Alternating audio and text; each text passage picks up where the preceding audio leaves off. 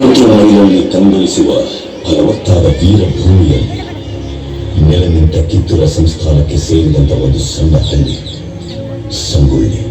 ಈ ಹಳ್ಳಿಯಲ್ಲಿ ವಂಶ ಪಾರಂಪರ್ಯವಾಗಿ ವಾಲಿಕಾರಿಕೆ ವೃತ್ತಿ ಮಾಡುತ್ತಿರುವ ಕುರುಬ ಸಮಾಜದ ದೇಶನಿಷ್ಠ ಕುಟುಂಬದಲ್ಲಿ ಭರಮಣ್ಣ ಹಾಗೂ ಕೆಂಚವ್ವನ ಮುಟ್ಟಿನ ಎರಡನೇ ಮಗನಾಗಿ ಹುಟ್ಟಿದವನೇ Sangolli Rayanna.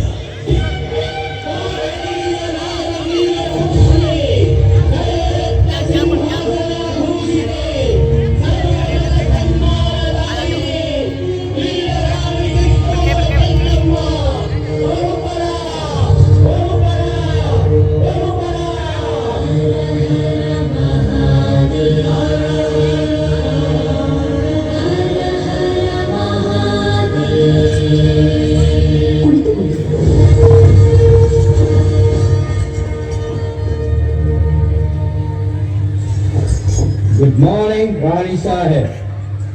ಕುಳಿತುಕೊಳ್ಳಿ. Thank you, thank you. ವಿಷಯವೇನೆಂದು ಕೇಳಿ ಮಹಾಮಂತ್ರಿಗಳೇ. ಸಾಹೇಬ್ರೆ, ತಾವು ಬಂದ ವಿಚಾರ ತಾಯಿಯವರಿಗೆ ತಿಳಿಸಿ. ನಾವು ಇಲ್ಲಿಗೆ ಬಂದದ್ದು ಇರದು ವಿಷಯಗಳನ್ನು ಡಿಸೈಡ್ ಮಾಡಿಕೊಳ್ಳಲಿಕ್ಕೆ. ಯಾವ ವಿಷಯ? ನೀವು ಮಂಡ್ರು ಒಪ್ಪಂದದ ಪ್ರಕಾರ ತಪ್ಪವನ್ನು ಕೊಡುತ್ತಿಲ್ಲ ಯಾಕೆ? ತಪ್ಪ? ನಾವು ನಿಮಗೆ ತಪ್ಪ ಕೊಡಬೇಕೆ? ತಪ್ಪ ಕೊಡಲು ನೀವೇನು ನಮ್ಮ ಒಳ ಹುಟ್ಟಿದವರೇ, ಬಂಧು ಬಳಗದವರೇ, ಇಲ್ಲ ದಾಯಾದಿಗಳೇ? ನಿಮಗೇಕೆ ಕೊಡಬೇಕು ತಪ್ಪ?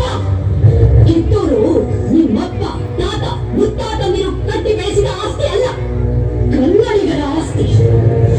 ಹೀಗಿರುವಾಗ ನಿಮಗೇಕೆ ಕೊಡಬೇಕು ತಪ್ಪ? ನೀವೇನು ಕಿತ್ತೂರನ್ನು ಕಟ್ಟಿದವರೇ, ಬೆಳೆಸಿದವರೇ, ಕಿತ್ತೂರಿನ ಸುಖ ದುಃಖಗಳಲ್ಲಿ ಭಾಗಿಯಾದವರೇ. ನಿಮಗೇಕೆ ಕೊಡಬೇಕು ತಪ್ಪ?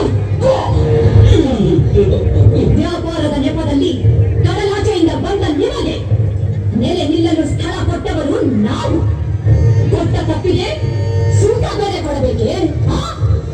ಶತಮಾನಗಳಿಂದ ಸ್ವತಂತ್ರವಾಗಿ ಬದುಕುತ್ತಲಿರುವ ಈ ಕಿತ್ತೂರು ಯಾವ ಕಾರಣಕ್ಕೂ ತಪ್ಪವನ್ನು ಕೊಡುವುದಿಲ್ಲ. ಬಾಯಿ ಬಿಗಿ ಹಿಡಿದು ಮಾತನಾಡು. ನಮಗೆ ಆಜ್ಞೆ ಮಾಡಲು ಯಾರು ನೀನು? ಇದು ನಮ್ಮ ಜನ್ಮಭೂಮಿ, ಇದನ್ನು ಆಳುವ ಹಕ್ಕು ನಮ್ಮದು. ನಮ್ಮ ನಾಡ ಸಿಂಹಾಸನ ದೊರೆಯನ್ನು ನೇಮಿಸಬೇಕಾದವರು ನಾವು, ನೀವಲ್ಲ. ರಾಣಿ ಸಾಹೇಬ್, ನೀವು ಕಂಪನಿ ಸರ್ಕಾರದ ಕತ್ತಲೆಯನ್ನು ದಿಗಿಸುತ್ತಿದ್ದೀರಿ, ತಪ್ಪು ಹೋಗುತ್ತೀರಿ. ಎಚ್ಚರ. ಆಸ್ಥಾನಕ್ಕೆ ಬಂದು ತಾಯಿಗೆ ಎಚ್ಚರ ನೀಡಷ್ಟು ಸತ್ಯಾನೀಗ ಇಲ್ಲಿ ಕಟ್ಟಳೆ ಮಾಡೋ ಅಧಿಕಾರದ್ದು ನಮಗ, ನಿಮಗಲ್ಲ. ಕಾರಣ ನೀನು ಬಾಗಿಲು ಕಾಯಿಸಿಪಾಯಿ.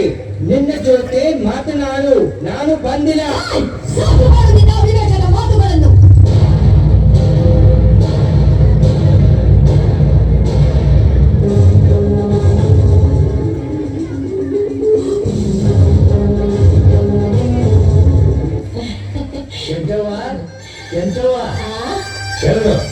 ಇದೇನಿದು ಕಿತ್ತೂರಿನ ಕಾರಭಾರಿಗಳು ಹಿಂಗ ಹಿಂದಿನ ಮಾರ್ಗ ಬರಕತ್ತಿಲ್ಲಪ್ಪ.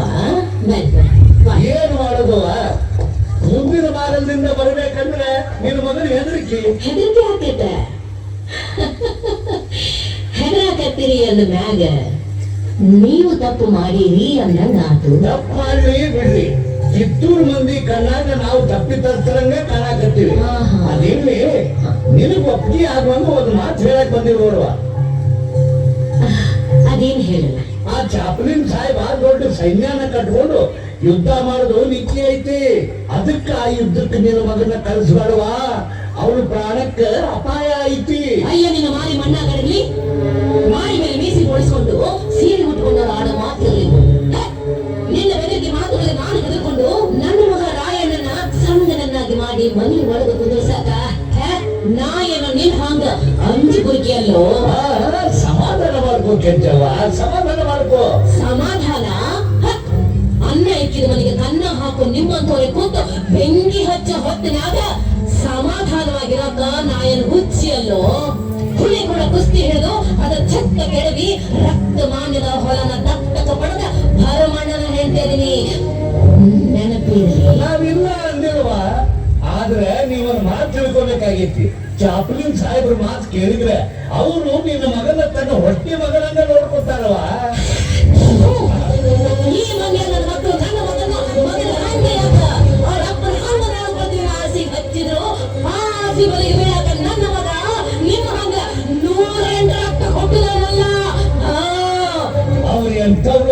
ನಿನಗೆ ಇನ್ನೂ ಗೊತ್ತಿಲ್ಲ.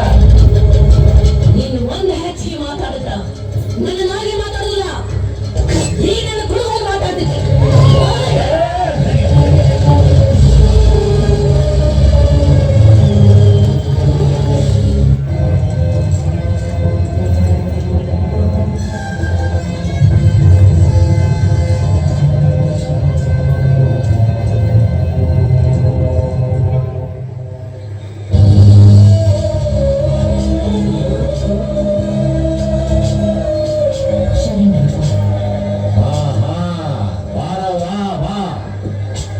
ಎಲ್ಲ ನಿನ್ ಮಗ ರಾಯ 3 ದಿನ ಆತು ನನ್ನ ಮಗನ ಮಾರಿ ನೋಡಿ. ಎಲ್ಲದನು ಹೆಂಗದನು? ನಾನು ನಿನ್ ಕಸಿದ್ದು ನಿನ್ ಸಂತ ಕೇಳಕ್ಕಲ್ಲ.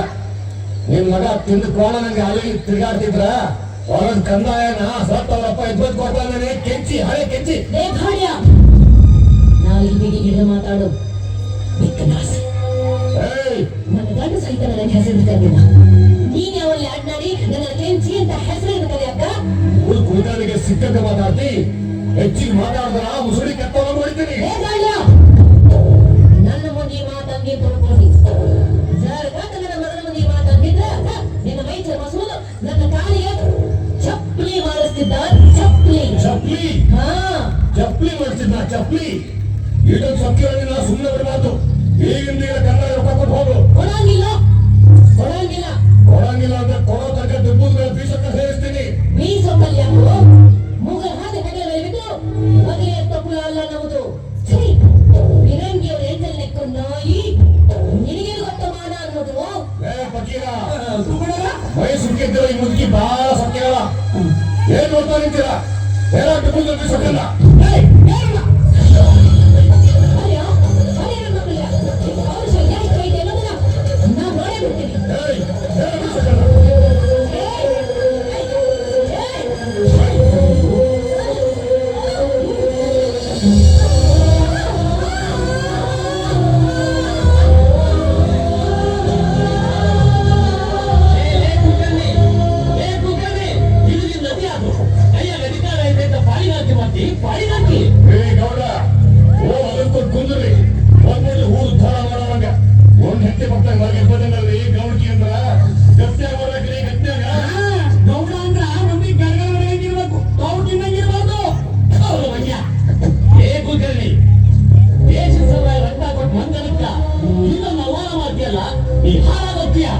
ಊರು ಗೌಡಂಗ ಮರ್ಯಾದೆ ಇಲ್ಲ ಜಾಗದಾಗ ನಾ ಎದಕ್ಕ ಗೌಡಿಕೆ ಮಾಡಿ ಎಲ್ಲಿ ಇಲ್ಲಿ ಗೌಡಿಕೆ ಯಾವ್ದು ಬೇಕಾಗೈತಿ ಅದನ್ನ ನೀನ ಎತ್ತ ಮಗನ.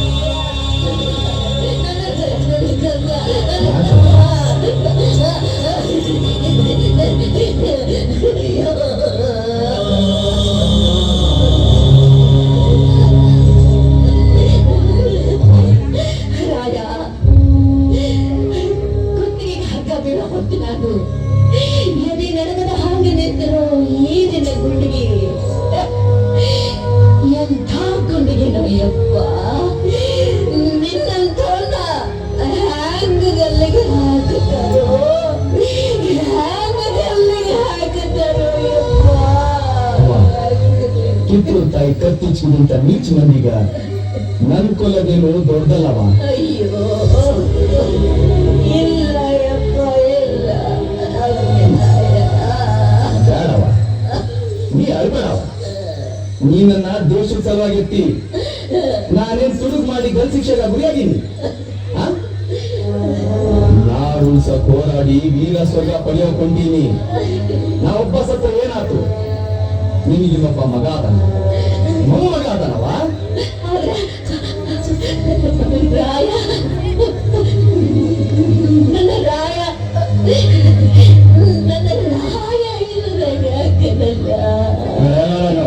ನೇನು ಕುಳಿಕೆಯ ಮನೆಗೆ ಕಳೆದುಕೊಂಡು ಹೋಗೆ. ಬೇಡವ, ಅಳ್ಬೇಡವ. ಜನ್ಮ ಜನ್ಮ ಜನ್ಮಕ್ಕೂ ನಿನ್ನ ಮಗನಾಗಿ ಹುಟ್ಟು ಹಂಗ ಆಶೀರ್ವಾದ ಮಾಡಿ ಸಂತೋಷದಿಂದ ನನ್ನ ಕಳಿಸ್ಕೊಡವ.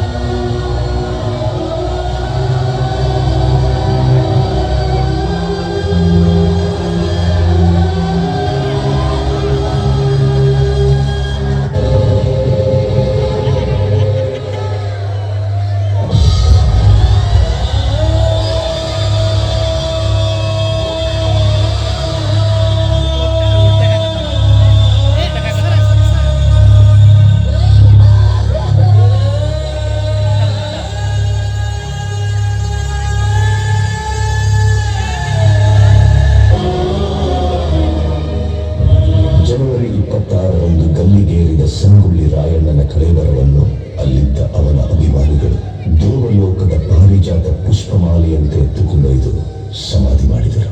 ಫಕೀರನ ವೇಷದಲ್ಲಿದ್ದ ರಾಯಣ್ಣನ ಆಪ್ತ ಸ್ನೇಹಿತ ಬಿಚ್ಚುಗತ್ತಿ ಚೆಂಬಸ್ಸು ಆ ಸಮಾಧಿ ಮೇಲೆ ಆಲದ ಸಸಿ ನೆಟ್ಟು ನೀರಾಕಿ ಬೆಳೆಸಿ ಅಲ್ಲೇ ವಾಸಿಸುತ್ತ ಇಹಲೋಕ ತ್ಯಜಿಸಿದ.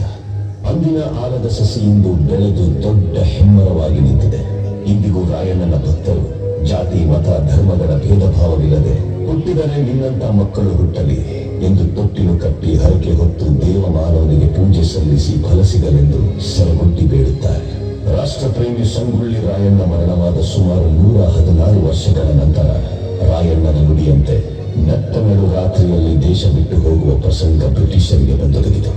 ಅಚ್ಚರಿ ಏನೆಂದರೆ ರಾಯಣ್ಣನ ಹುಟ್ಟಿದ ದಿನವಾದ ಆಗಸ್ಟ್ 15ರಂದೇ ಭಾರತಕ್ಕೆ ಸ್ವಾತಂತ್ರ್ಯ ಬಂದಿತು. ಗಲ್ಲಿಗೇರಿದ ದಿನವಾದ ಜನವರಿ 26ರಂದೇ ಭಾರತ ಗಣರಾಜ್ಯವಾಗಿತ್ತು. ದೇಶ ಪ್ರೇಮ, ಸ್ವಾಮಿ ನಿಷ್ಠೆ, ತ್ಯಾಗ ಬಲಿದಾನಗಳ ಪ್ರತೀಕ ರಾಯಣ್ಣ, ಕ್ರಾಂತಿವೀರ ಸಂಗೊಳ್ಳಿ ರಾಯಣ್ಣ.